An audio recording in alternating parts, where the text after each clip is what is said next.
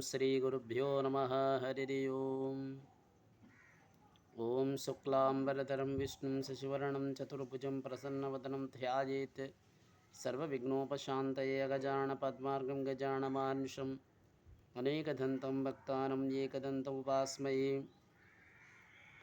ओं नारायणं नमस्कृतं नरं चैव नरोत्तमं देवीं सरस्वतीं व्यासं ततो जयमुदीरयते। सभाभ्यां सभापतिभ्यश्च वो नमो नमः।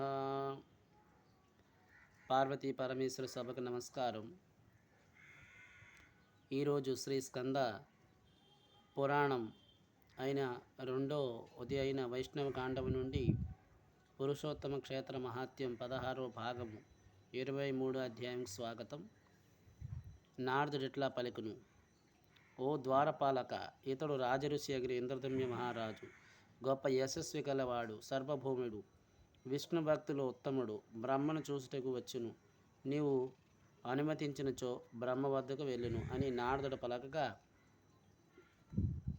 మణికదుడని ఆ ద్వారపాలకుడు ఎట్లా పలుకును: స్వామి, నీతో ఇతడు వచ్చేనాడనగా అతడు సామాన్యుడు కాడు. ఎచట దిక్పాలకులు, పితరులు, మన్మాంతరములు ఆదివులైన వేచుండులో అచట మర్తలోకం నుండి వచ్చిన ఇతడు నిలిచినుగా. ఇతడు ప్రాముఖ్యం తెలియచున్నది. నీవు లోనికి వెళ్ళి బ్రహ్మకు ఇతడు రాకును తెలిపి ప్రవేశపెట్టుము. ద్వారం వద్ద నిలిచిన ఇతడు దిక్పాలకులతో కలిసి లోనికి వచ్చును. బ్రహ్మ గానమునందున ఏకగ్ర చిత్తుడై ఉండును కనుకనే మాతో కలిసి ఇచ్చట అవసరం కొరకై నిరీక్షింపవలను. మీ తండ్రి సేవకుడును అగు నాపై కోపింపరాదు అని పలకగా, నారదుడు బ్రహ్మ వద్దకు వెళ్ళి నమస్కరించి సాష్టాంగపాతమును చేసి ఇంద్రదమ్యుని గురించి విన్నవించును. కడగంటి చూపులతో ఇంద్రదమ్యును ప్రవేశపెట్టుటకు ఆదేశించును. గానమునందున నిమగ్నమై ఉండటం చేత ఏమీ పలకలేదు.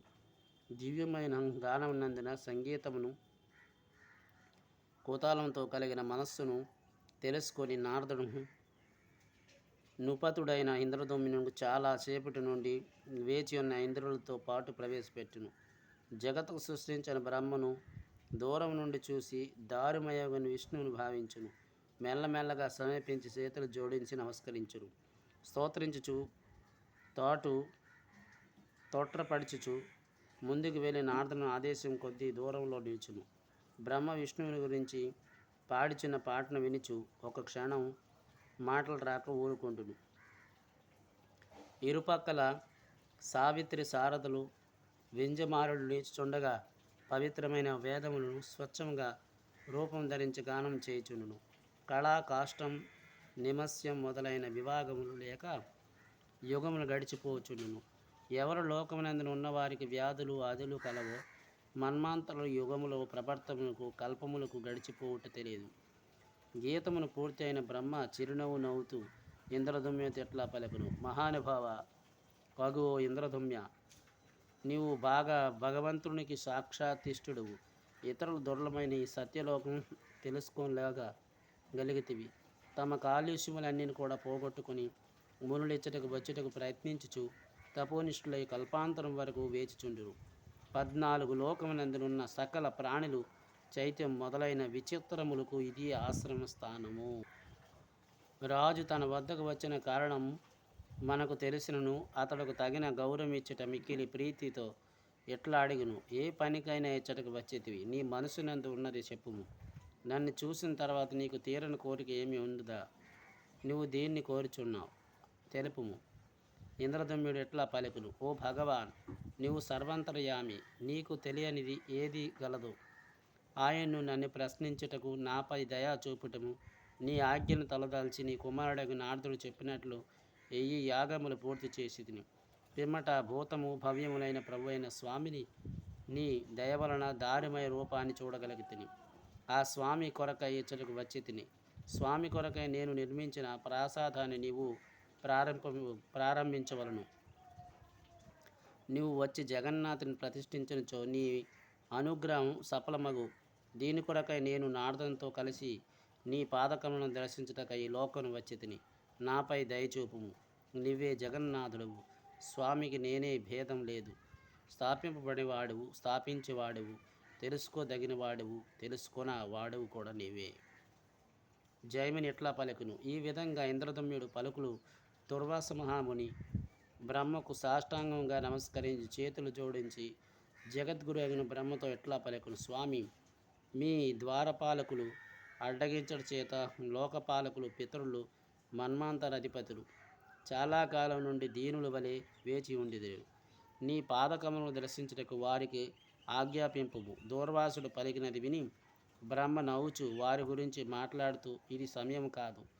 మోహం చే కప్పబడిన వారి ఇంద్రదమ్యునితో పాటు పడేవారు కాదు. ఈ రాజు తన పాపములన్నిటినీ క్షణింపచేసుకొని జీవనముక్తుడైనాడు.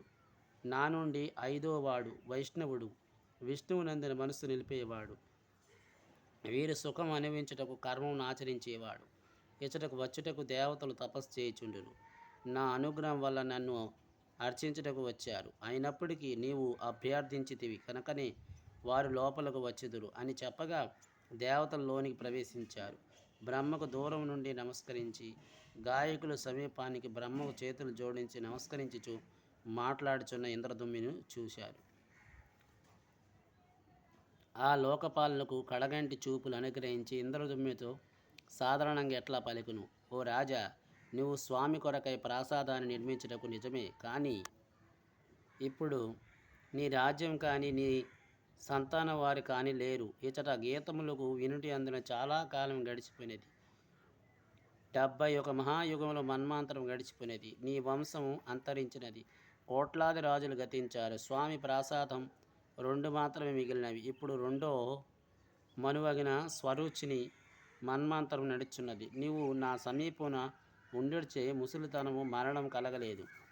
ఋతువులు మారుట, కాలం గడిచిపోవుట తెలియదు. కనుకనే ఓ రాజా, భూమికి తిరిగి వెళ్ళి స్వామిని ప్రాసాదాన్ని నీవుగా చేసుకొని తిరిగి రమ్ము. లేనిచో నేను కూడా నీతో వచ్చేదను. నీవు ముందుగా వెళ్ళి కావలసిన సంభారములన్నీ కూడా సమకూర్చుము. నేనిప్పుడు వచ్చేదును అని ఇంద్రదమ్యునితో పలికి వినయముతో మెడల వంచి నిలిచిన దేవతలతో ఎట్లా పలుకును.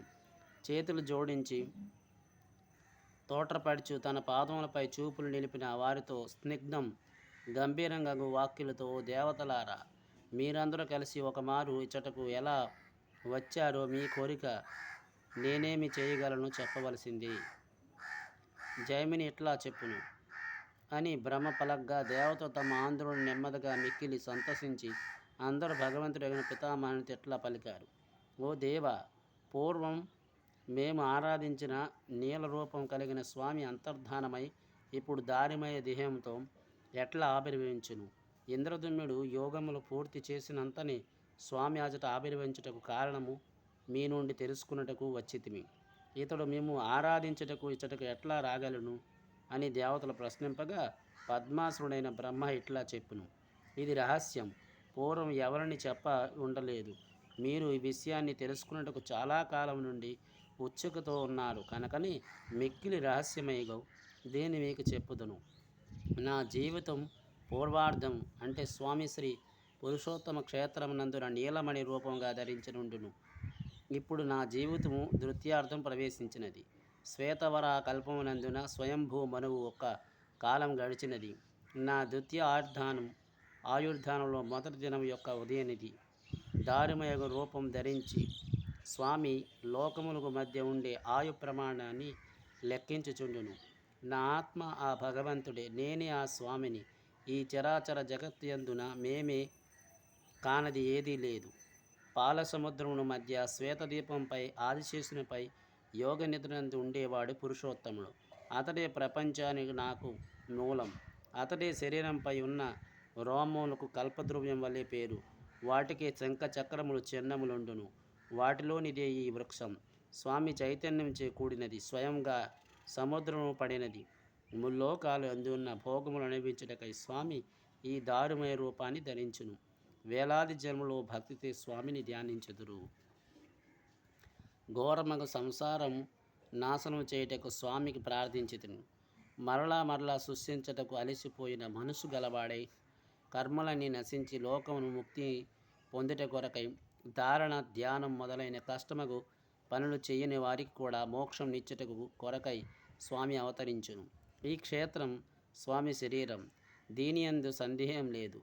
ధర్మాన్ని గ్రహించిన ప్రమాణం చేతను ధర్మాది చతుర్వర్గ మార్గాలు ఇచ్చటే వాడే స్వామి. ఎవరు ఎట్లా భావించినచో వారికి అట్లా కనిపించును. స్వామి చూసుటకు పాపములన్నీ కూడా నశించి నిర్మలమైన ఆత్మ గలవారై మానవులు ముక్తిని అర్ఘ్యతను పొందిదురు. జైమిని ఎట్లా చెప్పును. ఇది విని దేవతలందరూ అమృతం వంటి బ్రహ్మవాక్యను ఆనందించి హృదయంతో ఎట్లా తలిచారు.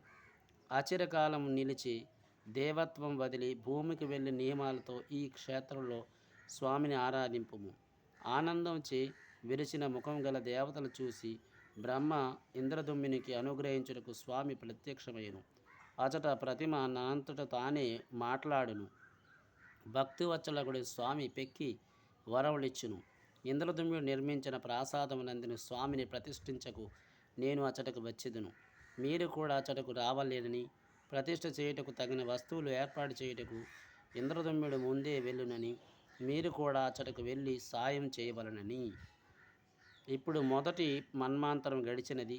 మీరు ఇంద్రదుమ్మునితో అచటకు వెళ్ళవలనని, ప్రాసాదమునకు ప్రతిమలకు అధికారంగా ఈ మహారాజుతో వెళ్ళి కావలసిన సామగ్రాన్ని సమకూర్చివలను.